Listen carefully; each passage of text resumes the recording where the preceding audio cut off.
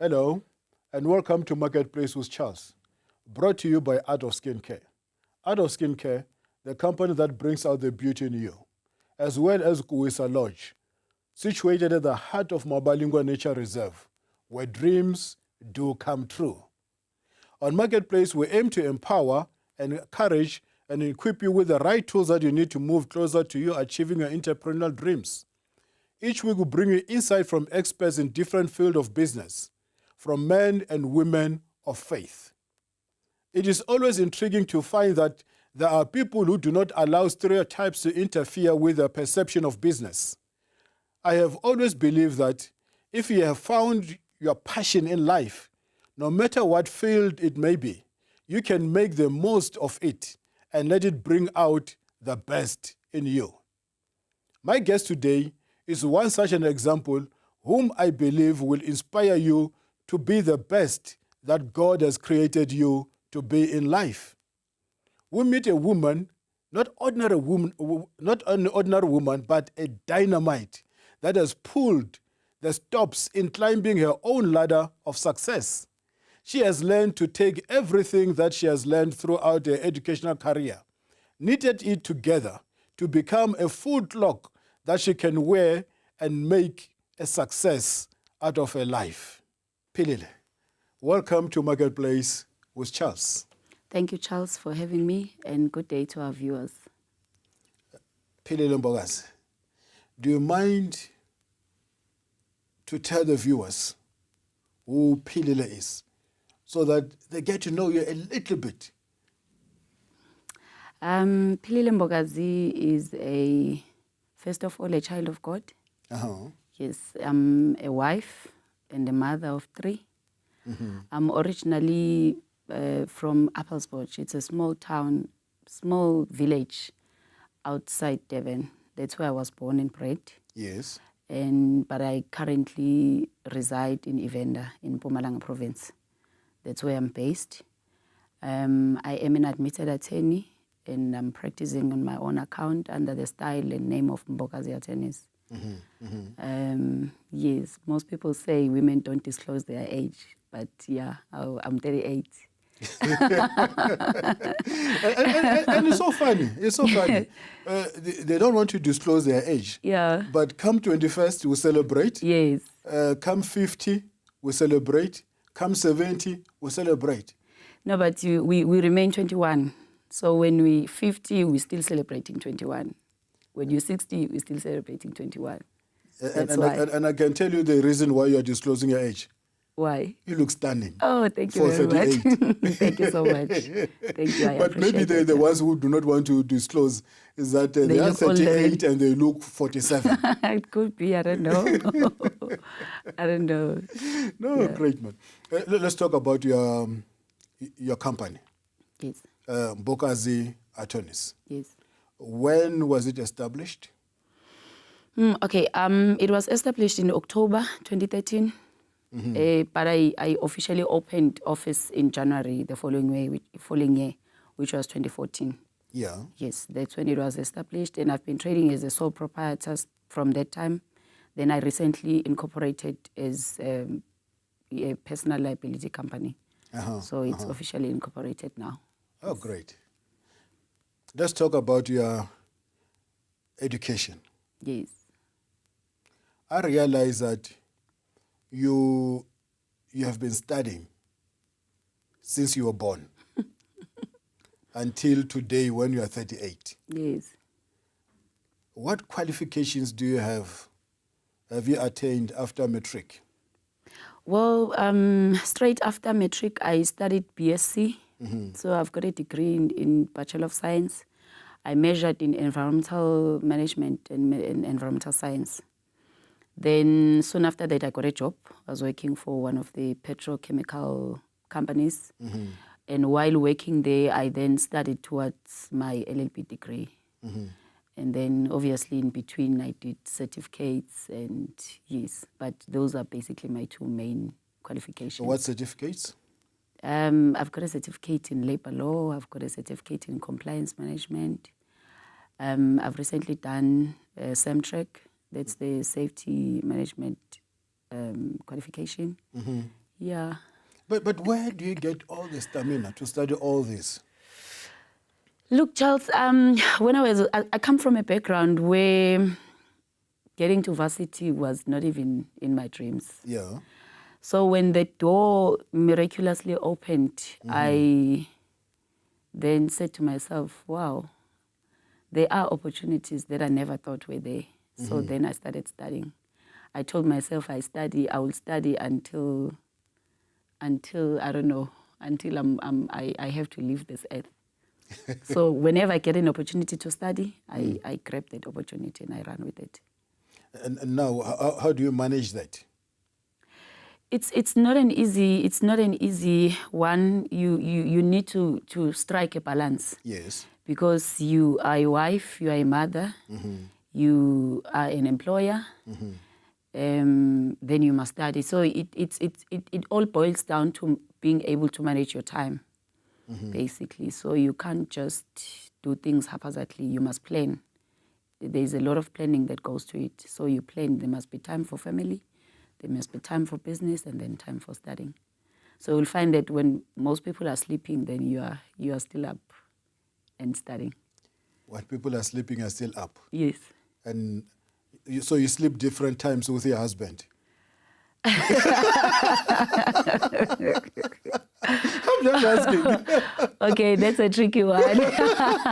Well,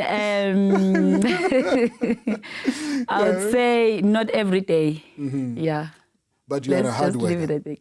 I want to believe that I am a hard worker. And yes. your husband, is he a hard worker as well? He is. My husband is a qualified engineer. Yes, he's a mechanical engineer, but he recently resigned from work. Yeah. And he's in ministry now full time. So he is as much of a hard worker as myself. If you say ministry, you mean preaching? Yes, he's a pastor. Oh, great. He's pastoring a church, yes. Whereabouts? In Embark. There's a township outside Secunda. It's about 10 km from Secunda. Yes. That's where the church is. Oh, great. Yes. Great. So you'll see that I'm also a mom fundis on top of everything else.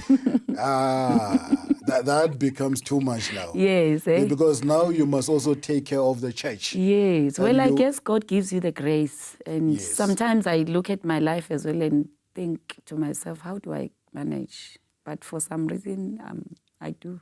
I guess it's grace, yeah. Tell me, Mbokazi, having started with a science degree, Yes. and then you decided to move into law. What made you to decide that? Could it be you started with something that you do not love, you do not like, or you just fell into a trap and now you found yourself? Well, I think I always say to people, I think it was lack of career guidance that actually landed me in science, because I'm really not a technical person. I'm not a scientific person. But it happened that at matric I was doing maths and science. So when we got an opportunity to fill in the application forms, obviously by default, if you're doing maths and physics, you'll be channeled to those scientific science qualifications. So that's how I found myself in doing science. Then when I started working, I realized that this is not me. This is not what I want to do. And to be honest, I didn't really know at that point what is it that I actually wanted to do. So because my employer at that time was paying for my studies, I had to find something that I would be able to motivate why they should pay for it.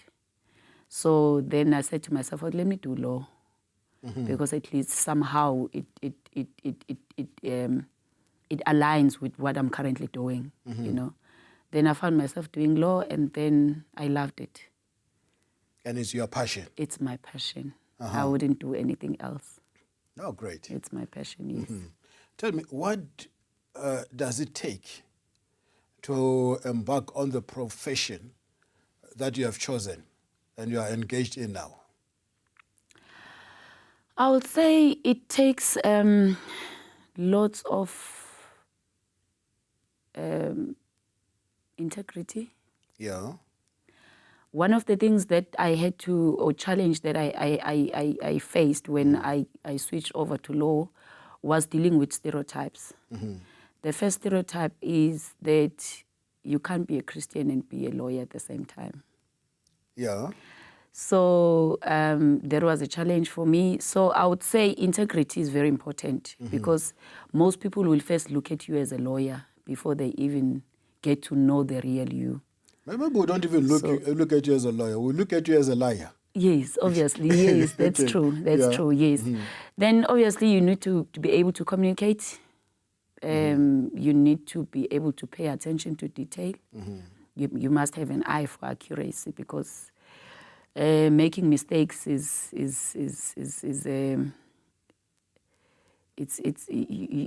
at times you cannot be forgiven for making mistakes in this industry because it will cost people a lot of money if you make mistakes. Not only money. Money and time and reputations and I saw one lawyer making a mistake and the lawyer was not jailed. But the client whom he represented went to jail. That's true. That's why I'm saying you must be able to pay attention to detail because people's lives are at stake. Yes. So, yes, that's what you need, basically. Yeah. And obviously to be able to manage your time as well because we work with time frames and deadlines. So you must be able to manage your time properly. As a born-again child of God, do you have some other sort of cases that you refuse to take them on? Well, yes. I made a decision very early in my career as a lawyer that I would not do criminal law for my own personal reasons. And yes, so I don't do criminal law at all. So if someone comes to you now and say, here's R1 million, I've killed someone, I need you to go and represent me in court and get me out of jail, you will refuse R1 million? I will gladly refer that person to one of my colleagues who does criminal law. Okay. Yes. Oh, great. Let's talk about you. Yes. Stepping out of your job, starting your own business, your job where you are getting a guaranteed income, Yes. to you are running your own businesses where you're not even sure whether you'll get paid at the end of the month. I suppose that came with challenges. Do you mind to share those challenges? Yes, definitely. Like you said, I mean, I was so used to getting a good salary at the end of the month. You've got benefits. So adjusting from that position of getting a salary at the end of the month and having to pay salaries to employees, that was a huge adjustment. But by God's grace, my husband was very supportive. So that was very, I won't say it was easy to deal with, but I was able to deal with it. That was the main challenge. And then the second challenge that I would say has really been an issue is the fact that I have family, like you said. So having to strike a balance between all these roles that I need to play was also a challenge as well. And also, I mean, you know, us Black people and starting businesses, it's not something that comes naturally. So you really need to put in lots of effort, and you must really persevere until you break through, because it doesn't happen overnight. There are a lot of skills that you need to acquire along the way. So yes, it has been a challenging journey, but I've enjoyed every little step of it. Oh, great. Yeah. Well, viewers out there, I think on that note, we need to take a break. And we will come back shortly and go deeper with my guest.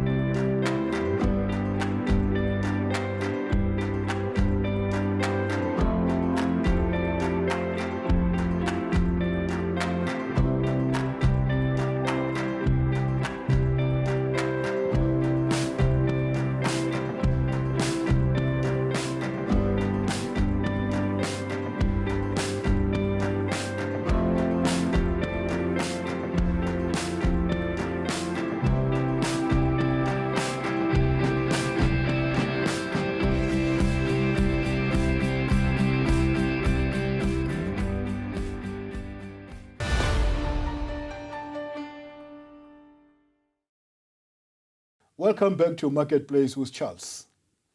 I am still sitting here with my guest, Ms. Mbokazi. Ms. Mbokazi, Yes. Mam Ruti, Yes, Charles. talk to me. Yes. I realize that you sometimes collaborate with some other service providers within your law firm. Yes. And how does that work? It actually works it works to my favor. And I believe that everyone who's in business, you can't operate in a silo. Yeah. Because I don't believe in one being a jack of all trades.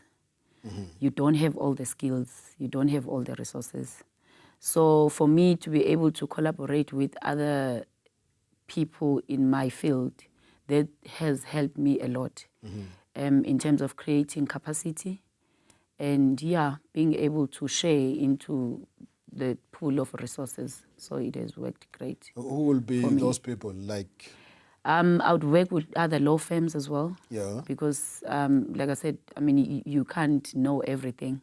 So there will always be somebody who specializes in something that you don't specialize in. But at times when we have a case, a client will insist that I want you to assist me.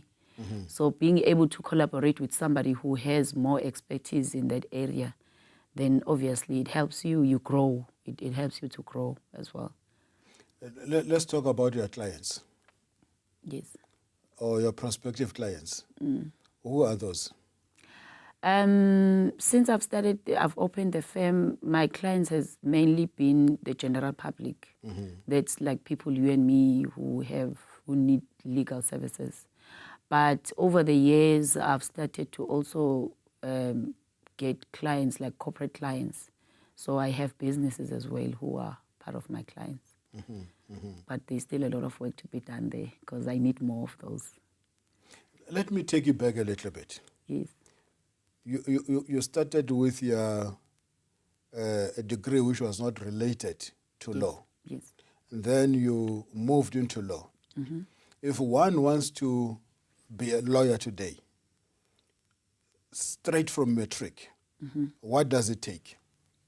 You basically need to enroll for an LLB degree, which is a 4-year degree if you do it full time. And then after that, you will then serve articles. That's basically you going to a law firm and work there as a candidate attorney. So you work for it. You work for a period up to 2 years, and then you write exams. We've got board exams that you write that actually now qualify you to be admitted as an attorney. So you first need a degree, you serve articles, you write board exams, and then you are admitted as an attorney. If you don't mind, Yes. let's talk about your fee structure.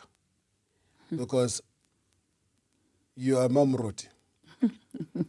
And sometimes, as a pastor's wife, Yes. we pretend as if we don't want the money. We have got a lot of pastors who preach against wealth, who preach against money.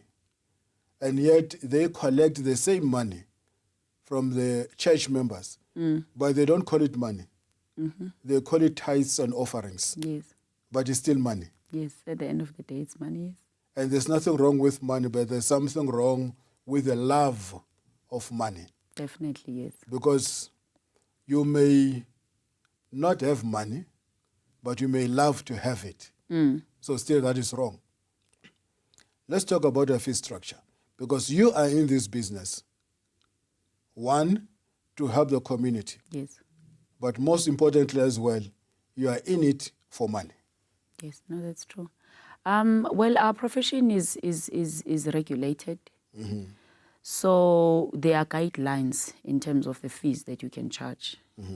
You cannot undercharge and you cannot overcharge.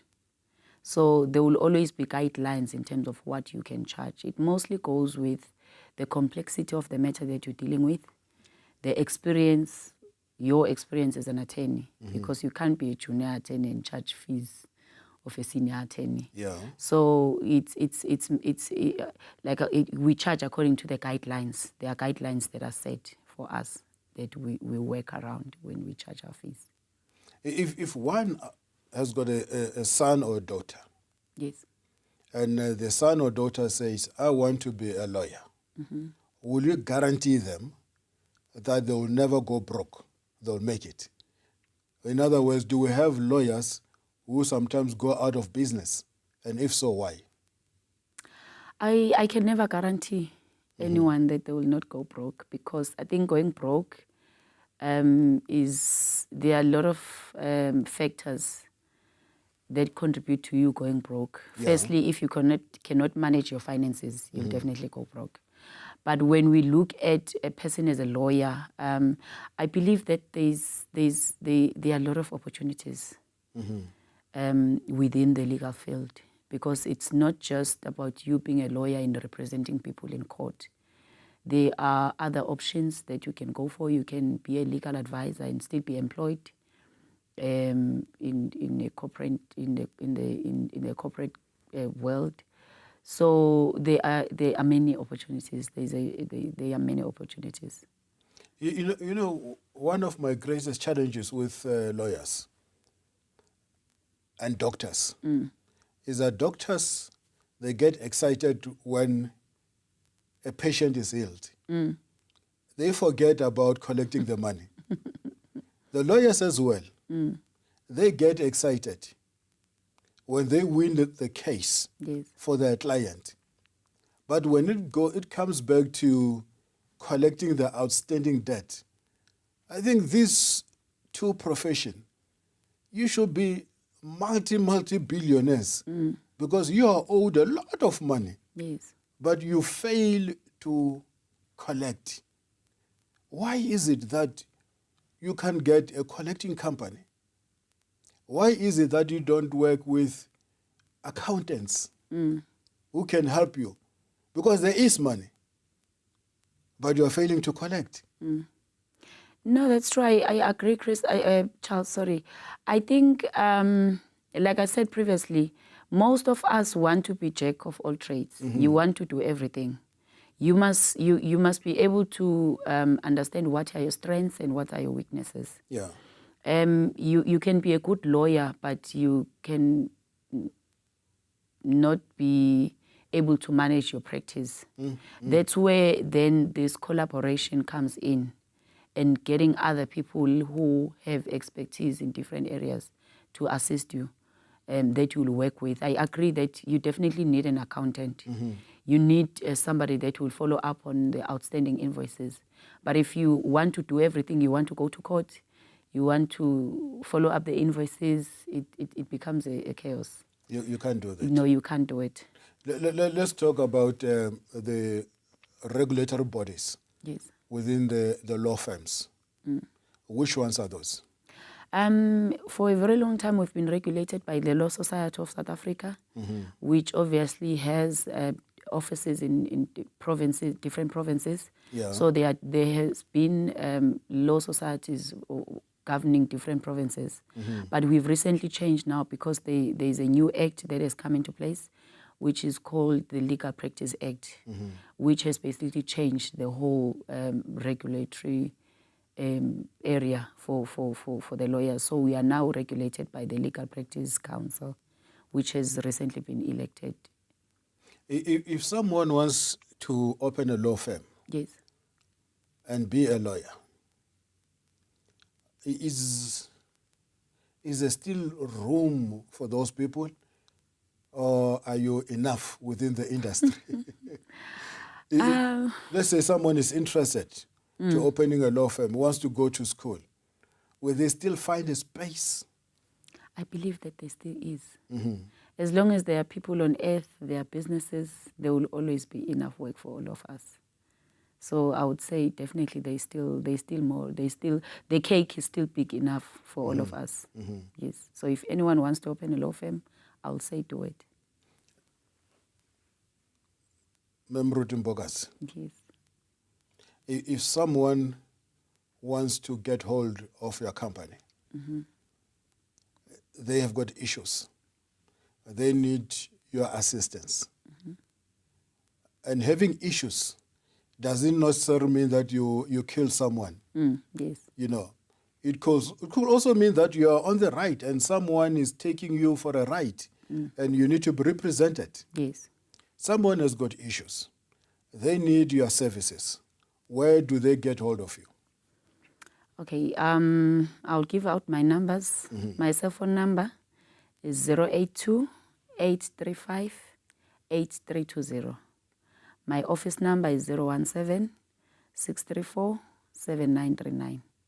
One can also send me an email at philile.mbokazi@mbokazi-attorneys.co.za. Well, viewers out there, that's all the time that we had for today. And unfortunately, time flies when you're having fun with your guest.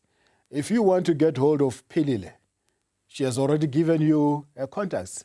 And I am Charles Ngobeni signing off on Marketplace with Charles. You can also get hold of me on charlesngobeni.com or Instagram Charles_Ngobeni, or you can go on Facebook and click like me. I'll be happy to communicate with you. Well, see you next time, same channel, and God bless you.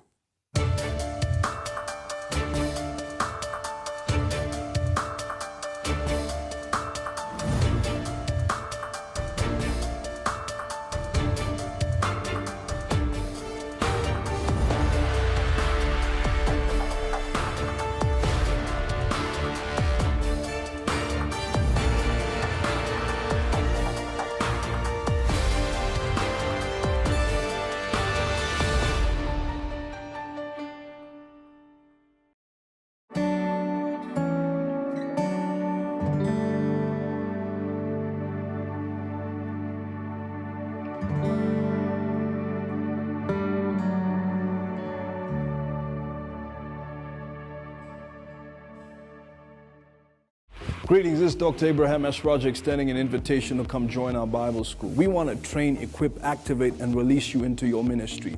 We offer a program from first year all the way to PhD level. We are fully correspondent, and our material and our broadcasts are available all over the world. So why waste any further time? Contact us today. And just remember, we are free and waiting to train you, equip, and activate you into the ministry God has in store for you. See you soon at one of our campuses.